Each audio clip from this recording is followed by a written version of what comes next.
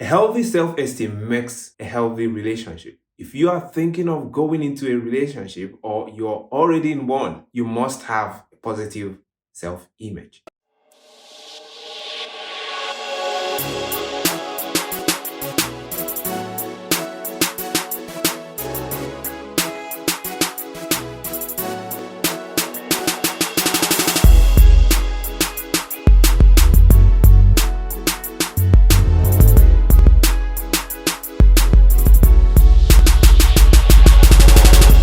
Hello, everybody, and welcome to our YouTube channel. My name is Amara. And my name is Gospel. And if you're joining us for the first time, please kindly hit the subscribe button and turn on your notification bell so you know when we put content out. And to all our returning subscribers, it's always a joy to have you join our channel.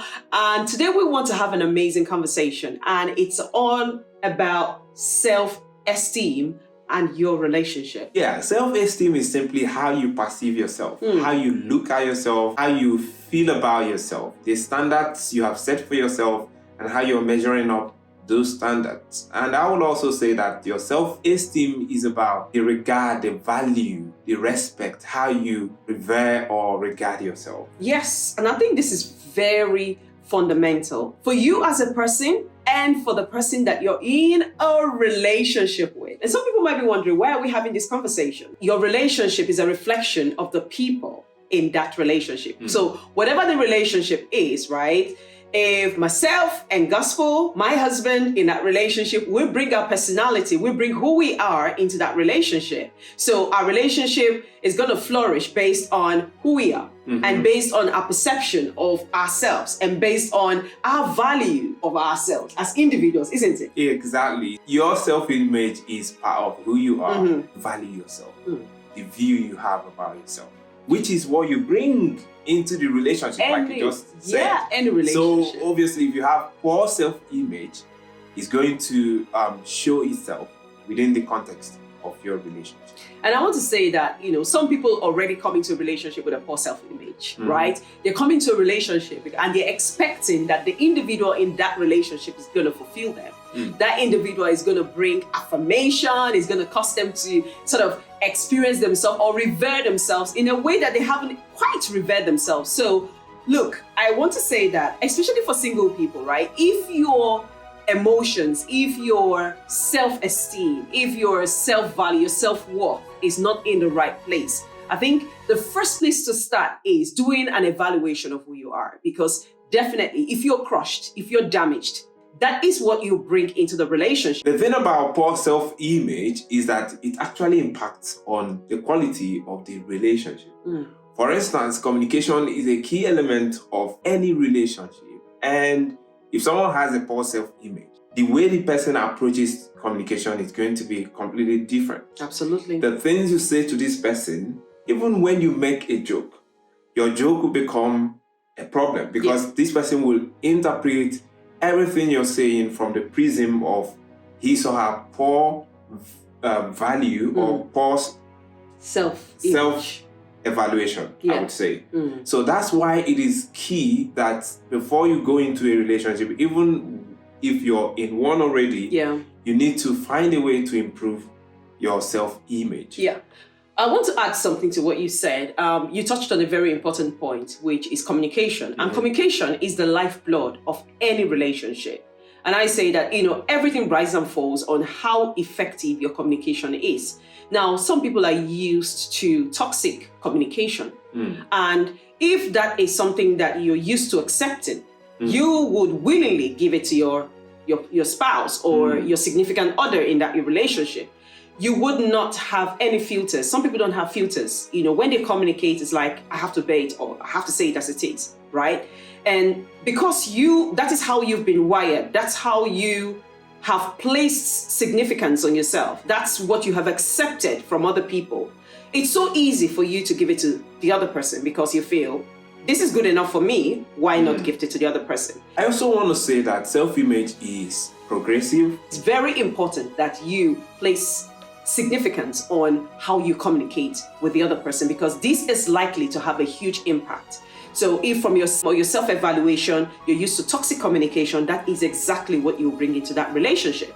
Talking about communication, I think it also impacts on how you manage conflict. Absolutely. Because communication is a key way of dealing with conflict in marriage. So if there is a disagreement and you have poor self-image, it becomes difficult for you to accept responsibility for the things you've done wrong and apologize, for instance. Absolutely. So if you're not able to do that, maybe when someone tells you, oh, you've done something wrong, why did you do this or why did you do that wrong? Yeah.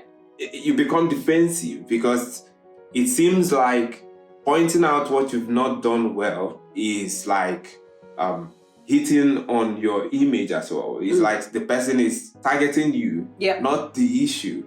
So you're always defensive or you're always aggressive, not necessarily because of what happened, but because you want to protect your image. Your image. Like everything becomes personal, right? Exactly. Everything becomes personal. Like it's not personal. Like, because sometimes it could be personal. It could be personal, but the thing is, it's all down to perspective, right? If you're having a misunderstanding in your relationship and every single time your spouse is pointing out something and say, oh, I think you need to adjust this. I think this needs to be addressed. Or I think it is important that when someone is trying to address an issue with you, don't see that person as targeting you as a person.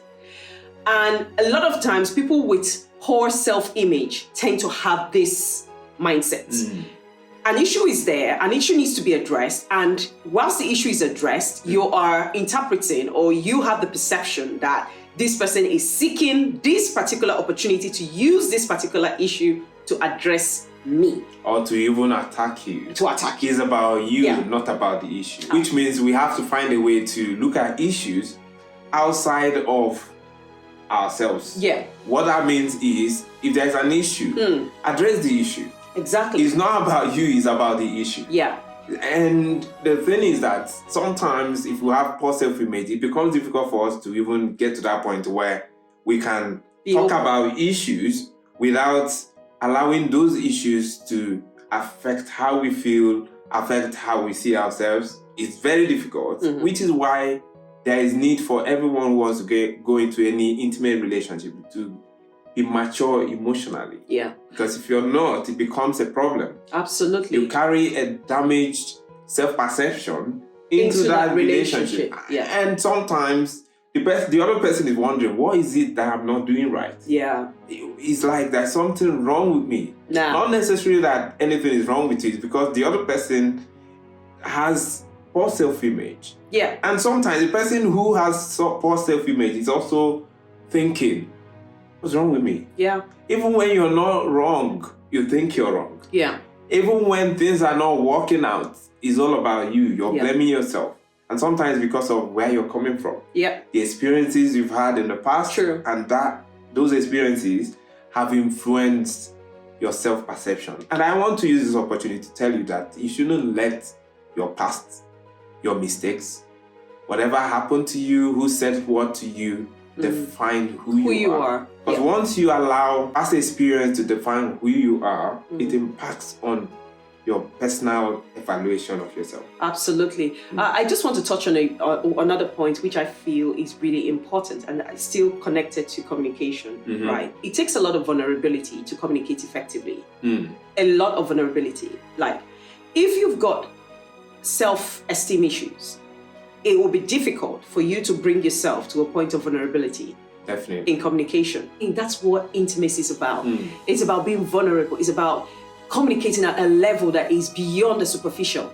So for you to communicate effectively beyond the level of a superficial, where you don't even have to speak words, like your spouse can tell. Like, even when you feel hurt, you can communicate with you. It takes a level of vulnerability to do that. And you don't want to be at a point where everything that is being said to you, you feel that, it's about me. I'm not doing it right, like you were saying earlier. So healthy self-esteem helps you to be able to communicate and also open up, express yourself, be vulnerable to the person that you are in a relationship with without you feeling like you are harming yourself or without you feeling like you're letting yourself down. without vulnerability, there will be intimacy. At all. And intimacy is part of what marriage or relationship is It's about. Yeah. Definitely. Issue around trust. Trust. If you have insecurity issues, Mm. it's difficult for you to trust your spouse. True. Because you're thinking, you're second guessing. What is he doing now? Who is he talking to? Yeah, I think maybe he's meeting with someone. Yeah. You know, you're always thinking, you're checking his phone. Maybe. I'm not saying that doing that is wrong in itself, because you want to know where your spouse is, what's happening around him. But if you have self-esteem issues, you might be making projections. You might be making assumptions that are not real. Trust that you're in this relationship and this person is honest or sincere to you. And just to, kind of bring the balance here, I know that a lot of people watching us now might have been in previous relationship where they trusted the other person. So there was trust and, all of that. But somehow along the line, things happened in that relationship and they have suffered from it. And some people haven't quite healed from that experience. And they get into another relationship that has damaged a part of them. And they come in with that sort of like a lot of insecurities that has affected their self-esteem. And now they're beginning to project that in their current relationship. There has to be a lot that you have to do to navigate that by yourself, or else it's going to cost you your current relationship. I always say that before people move on, something we always say to people in a relationship, like if you've been in a relationship before and there were issues, it is important that you have closure. Deal with those issues. You have to deal with it. You have to come to terms with what exactly happened. How do I feel about what happened? And you need to heal from it.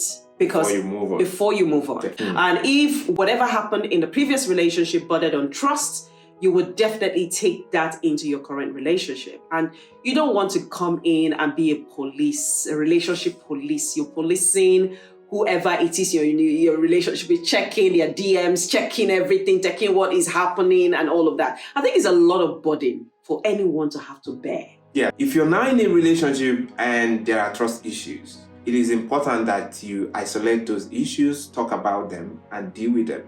If there are things you're not sure of, you have to ask questions, rather than making assumptions, trying to figure out what's happening.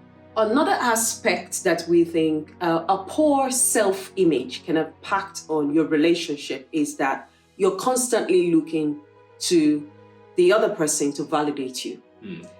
You have a poor self-image of yourself and you're just in a place where you are so desperate for someone to say, go girl, you're doing it right, you're crushing your goals. In fact, I believe what you're doing. I see you succeeding and all the things that you're looking out for. And this can be a lot of burden on somebody else.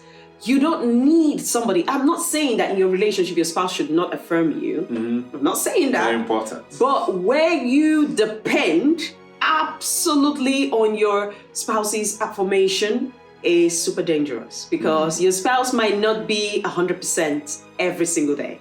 And they might not just be giving you that daily affirmation, like a daily dose as you want.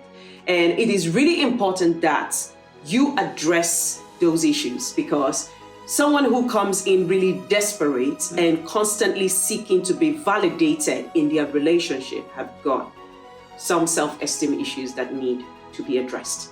Yeah, I think we've talked about poor self-image, but the point is where there is positive self-image, where everyone believes it is about interdependence. I am mature, I am independent, and I'm coming into the relationship because I want us to work together as a team, not necessarily because I want to take and take and take. I want to give as well. Yeah. Then that's a healthy place to be. Yeah. That is one of the key elements of a successful relationship. So if you look at yourself and you think there are areas that I need to work on, I need to believe in myself, I need to share how I feel and what I think with confidence, not thinking, oh, if I say it now, he's going to judge me. Yeah. Even if someone criticizes your view, it doesn't change how you feel about yourself, because you trust yourself. You know you're not perfect. Absolutely. You're not coming into a relationship to demonstrate a perfect spouse. That means you're confident in who you are and yourself. I think that's also another issue with people who, or some people who've got self-esteem problem, is that they expect a level of perfection from themselves, and they feel that everything, all the T's have to be crossed, all the I's have to be dotted. I have to be on point every single time. And I think having a self-image of yourself, part of it is you accepting that you're not perfect. No one is perfect, and I think it's really important that you understand that.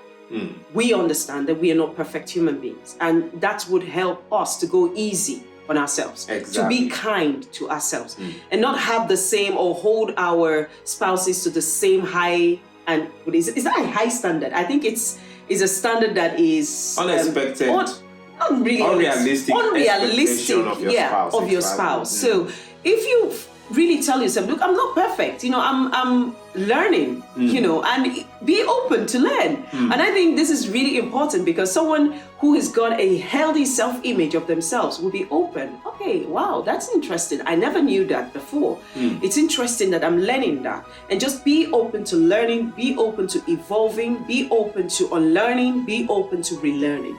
Always look at yourself, not with the mirror of what people are saying to you, not based on people's perception, not based on the weaknesses and the criticisms of others. You have to look at yourself from the mirror of God. How does God see you? How does God value you? How does God love you? So if you know that you're loved in spite of your flaws, if you know that you are seen as competent from God's point of view, in spite of your weaknesses, and you also know that you're seen as valuable, that gives you confidence. You know you're not perfect, but there's someone who loves you. Absolutely. Even in your marriage, do you know that having someone who loves you as your spouse should give you confidence? Absolutely. Because my wife looked at all the men around the world and she decided to go for me. It means there is something good about me, and I have to have confidence in myself, knowing that I can make mistakes, I'm not perfect, and then we learn from our mistakes.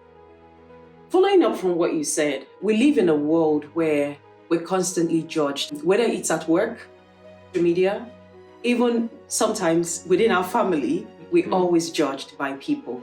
People always judge you based on what you do or what you haven't done, right? It is always about a transaction, right? And it's okay. I think we need to accept that is the way life is, right? And understand that regardless of how people judge me, the question is, how do you see yourself? Because I think that is super important. And how you see yourself would help moderate whatever it is people project at you. It is not as important as how, like you said, how God sees you and how you see yourself. Because it's one thing for God to see you valuable. It's one thing for God to see you lovable, but have you accepted that you are lovable and that you are valuable? Because until you accept it and see yourself that way, people will always project their rejection. People will always project your failures. People will always project whatever it is, that is for them important, But it is really important for you to say to yourself, this is how I see myself through the paradigm of how God sees me. The other thing I also want to mention is that a lot of times we focus too much on how others are seeing us and what projections others are putting at us, and not quite taking into consideration what that special person in your life, how they see you. We get to the point where we have navigated first year, second year in marriage, third year in marriage. I don't know how many years you've been married now. Well, for us, it's been 13 years now and counting. But you get to the point where what is being said to you, oh, honey, you're doing great. Honey, you're very skilled at this. And you get to a point where you don't regard it. You don't revere it anymore. You're like, he's always saying it. Oh, she's always saying it. And you don't even regard what the special people in your life, what they are saying to you. And I think it is really important that we begin to pay attention. We become intentional about accepting what is being said, especially when it's very positive. Put it, have a journal, write it down so you always remember, because sometimes we put it in our mind, but we forget, I have this journal that sometimes I put down and I write good experience, feel good experience. I put it down because when you get to the point where you hit the rock bottom, what do? You pick up that journal and you begin to look at all the things you have done, all the things others have said about you, and it kind of, you feel renewed, you feel happy, you feel that sense of, yes, I've got this, and I have to go out there and crush our goals. I hope you found this useful, but I know there's quite a lot to say, and you might be watching this and maybe there's quite a lot for you to also, put down. Please feel free to pop it on the chat. Let us know what you think. If you have any questions, because we really would love you to engage more. We would love you to tell us what you feel about these videos, what you've taken away. How has this helped you? Or, how has it helped someone else? Maybe you shared it with someone else. It would be great because it would be so encouraging to read from all of you. And also share your views. Share your views. There's no one point of view in life. We've just shared our views. Yeah. But please feel free to pop your views on the chat and we would love to read from you. And if you forgot to hit the subscribe button because you got carried away watching this, now is the time to do it. And to all our returning subscribers, we love you. Until the next one, it's goodbye.